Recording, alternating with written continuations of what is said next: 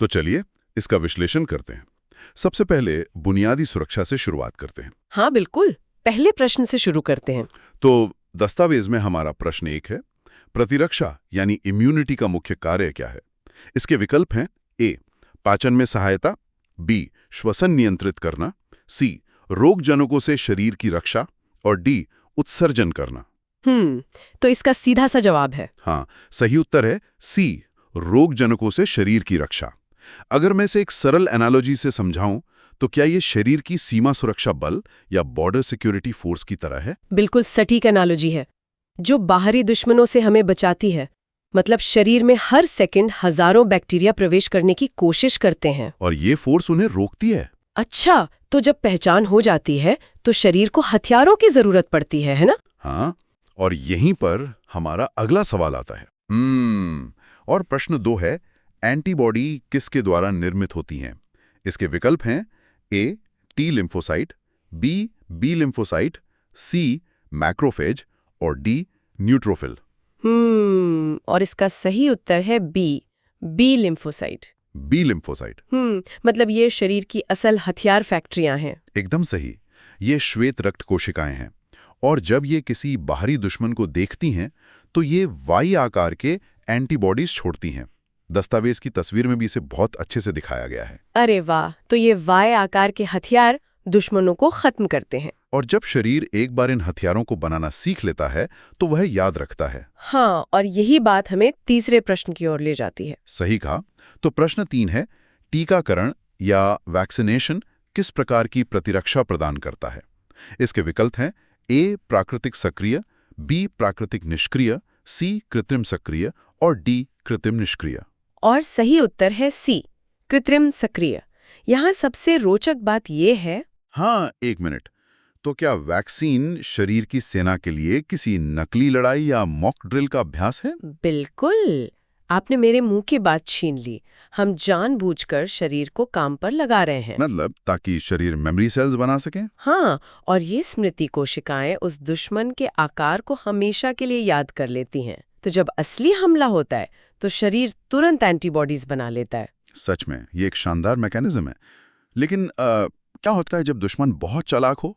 तब स्थिति बहुत गंभीर हो जाती है। बिल्कुल, और यही हमारा भाग 2 है, जब वायरस हमला करे और शरीर ज्यादा प्रतिक्रिया दे। तो प्रश्न 4 है, एड्स रोग किस वायरस के कारण होता है? विकल्प हैं ए, एचबीवी, बी, एचपीवी, सी, एचआईवी और डी, इन्फ्लुएंजा वायरस। ये तो बहुत ही जाना माना और खतरनाक वायरस है। हाँ, इसका सही उत्तर है सी, एचआईवी। एचआईवी एक बेहद खतरनाक रेट्रो वायरस है। ये हमारे सिस्टम को अंदर से खोखला कर देता है। और ये किस तरह काम करता है, ये प्रश्न 5 से साफ होता है।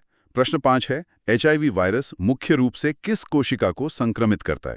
विकल्प हैं A, RBC, B, platelets, C, helper T cells और डी, बी सेल्स। और इसका सही उत्तर है C, helper T cells. Helper T cells.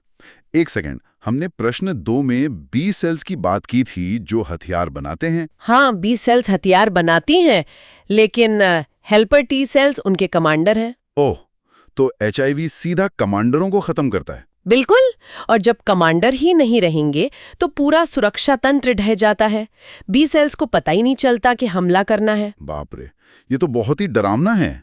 एक पूरा सिस्टम बस कमांडरों के न होने से खत्म हो जाता है। हाँ, ये दुश्मन की चालाकी है, लेकिन कभी-कभी हमारा अपना तंत्र ही गलतफहमी का शिकार हो जाता है। अच्छा, जैसे कि एलर्जी के मामले में। तो चलिए प्रश्न 6 देखते हैं। एलर्जी में कौन सी एंटीबॉडी शामिल होती है? इसके विकल्प हैं ए, आईजीए, बी, आईजीडी, सी, आईजीई और डी, आईजीजी। इसका सही उत्तर है सी, आईजीई। आईजीई, तो यह एंटीबॉडी एलर्जी का कारण बनती है। हाँ, मतलब आमतौर पे इसका काम परजीवियों से लड़ना है, लेकिन कभी-कभी ये हानि रहित चीजों को दुश्मन मान बैठती है। और इसका असर क्या होता है? ये प्रश्न 7 में है। प्रश्न 7 है, हिस्टामिन का स्राव किस स्थिति में होता है? विकल्प हैं ए, कैंसर, बी, एलर्जी, सी, एड्स और डी, टीबी। और सही उत्तर है बी, एलर्जी। यहाँ बात सच में बहुत दिलचस्प हो जाती है। मैंने दस्तावेज में एक तस्वीर देखी थी जहाँ कोशिका से हरे कण निकल रहे थे। हाँ, वही हरे कण हिस्टामिन है। ये IgE एंटीबॉडीज और हिस्टामिन का स्राव शरीर का एक फॉल्स अलार्म सिस्टम है। अच्छा, तो शरीर धूल या पराग कणों को दुश्मन समझ बैठता है और हिस्टामिन छोड़ता है, जिससे हमें छींकें आती हैं या सूजन होती है। बिल्कुल सही। खतरे की कोई असली वजह नहीं होती, बस हमारा शरीर ओवर रिएक्ट कर रहा होता है। एलर्जी तो एक गलतफहमी है, लेकिन असली तबाही तब मचती है जब हमारी अपनी कोशिकाएं ही नियम भूल जाती हैं। हाँ, कोशिकाओं का अनियंत्रित होना ये सबसे खतरनाक स्थितियों में से एक है। तो इसी पर हमारा भाग 3 है। प्रश्न 8 है, कैंसर कोशिकाओं की प्रमुख विशेषता क्या है? विकल्प हैं ए सीमित विभाजन, बी नियंत्रित वृद्धि, सी अनियंत्रित कोशिका विभाजन और डी कोशिका मृत्यु। और इसका जवाब नाम से ही काफी स्पष्ट है। हाँ, सही उत्तर है सी अनियंत्रित कोशिका विभाजन। सामान्य कोशिकाएं जानती हैं कि उन्हें कब रुकना है, लेकिन कैंसर कोशिकाएं ये भूल जाती हैं और बस विभाजित होती रहती हैं। तो क्या शरीर के पास इन्हें रोकने का कोई उपाय नहीं है? यही हमारा प्रश्न 9 है। प्रश्न 9 है, ट्यूमर सप्रेसर जीन का उदाहरण है।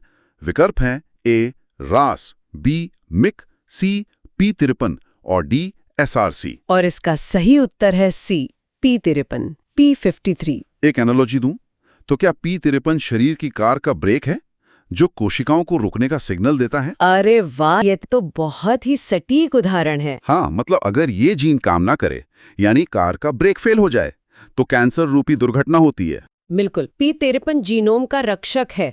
अगर ये खराब हो जाए तो ट्यूमर बनने लगता है। ये बहुत गहरी सोच है आपकी। ये शरीर की आंतरिक गड़बड़ियां हैं, लेकिन मनुष्य कुछ बाहरी रसायनों से भी अपना नुकसान करता है ना। हाँ, इंसान खुद ही अपने तंत्र को बर्बाद कर लेता है। तो चलिए भाग 4 पर चलते हैं। प्रश्न 10 है, ड्रग्स का दुरुपयोग मुख्य रूप से किस तंत्र को प्रभावित करता है? इसके विकल्प हैं ए पाचन तंत्र, बी श्वसन तंत्र, सी तंत्रिका तंत्र और डी उत्सर्जन तंत्र।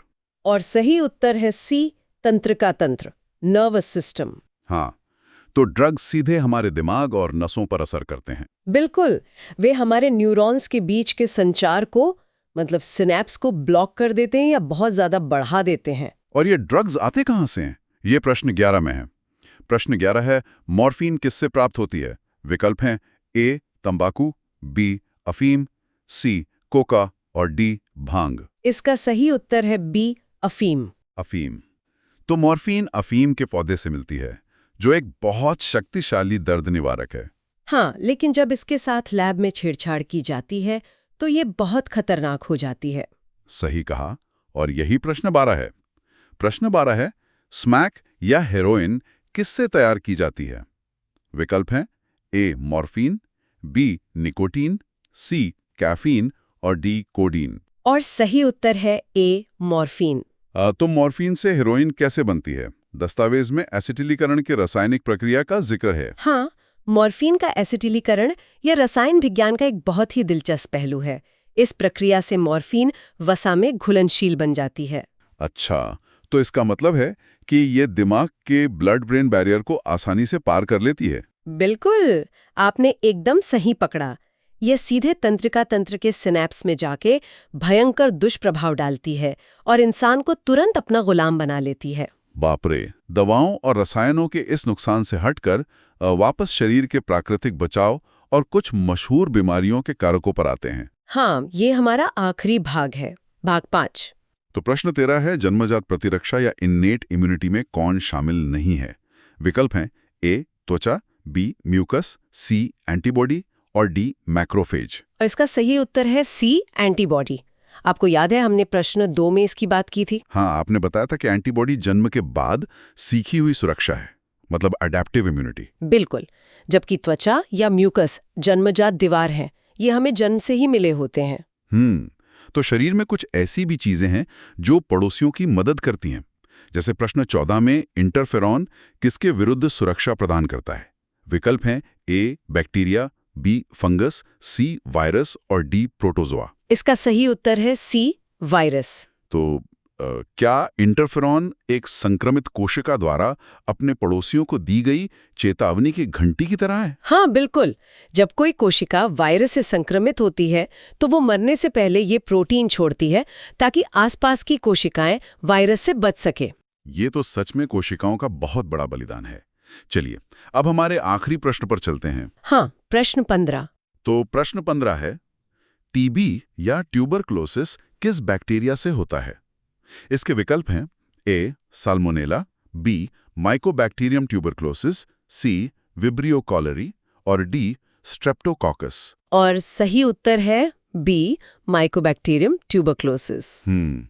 ये नाम तो विकल्प में ही साफ दिख रहा है। हाँ, लेकिन इसका असर बहुत गहरा होता है। ये मुख्य रूप से फेफड़ों पर प्रभाव डालता है और हमारी प्रतिरक्षा कोशिकाओं मैक्रोफेज के अंदर ही छिपकर अपनी संख्या बढ़ाता है। मतलब ये शरीर की सफाई करने वाली कोशिकाओं को ही अपना घर बना लेता है।